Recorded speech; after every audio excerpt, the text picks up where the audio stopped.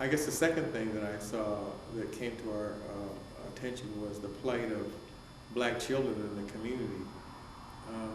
Having not been raised in that part of the black community, but in the South End, which was much more diverse, I wasn't aware of the disparity that people felt about the schools in the central area, about the fact that they might have, because of people's race, people might have been treated, children might have been treated differently or disrespectfully based on the attitude of the teacher toward them, in terms of maybe not having high expectations of them, or even the way the curriculum was designed or whatever.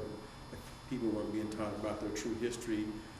People weren't being taught about anybody's true history in a certain case and point.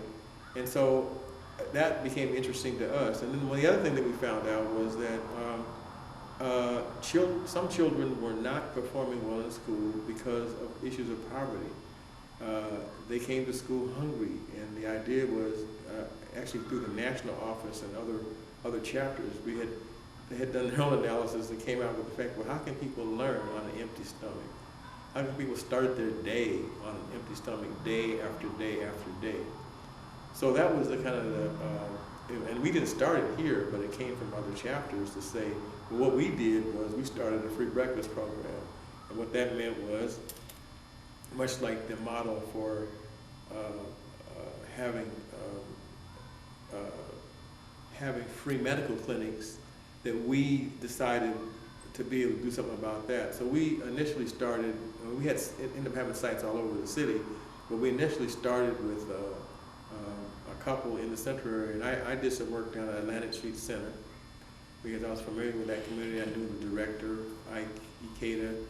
He gave us permission to use his facility, to use their kitchen and to use their meeting room as a place to serve breakfast every morning for the kids that went to Coleman School. And so I was one of the people who helped coordinate that with several other people that I knew well. And we would go to local grocers, Safeway or Tradewell at the time, and ask them for donations.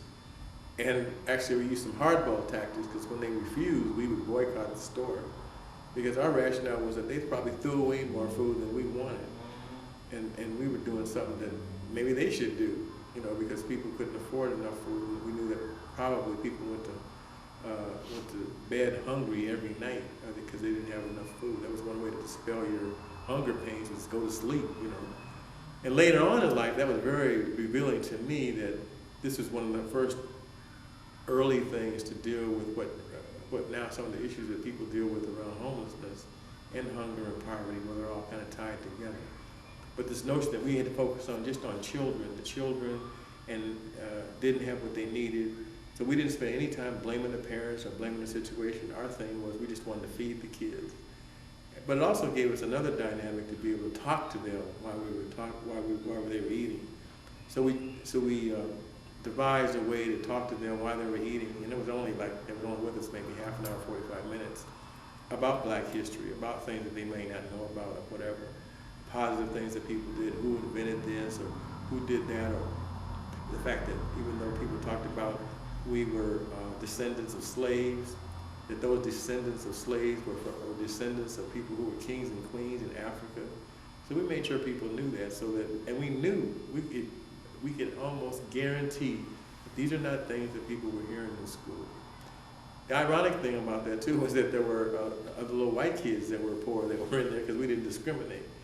And so in retrospect, that was a good message for them too, because for them to get that information as being part of the dominant culture in the society was very, very important, not just for one group to have it, but for everybody to have some element of the truth.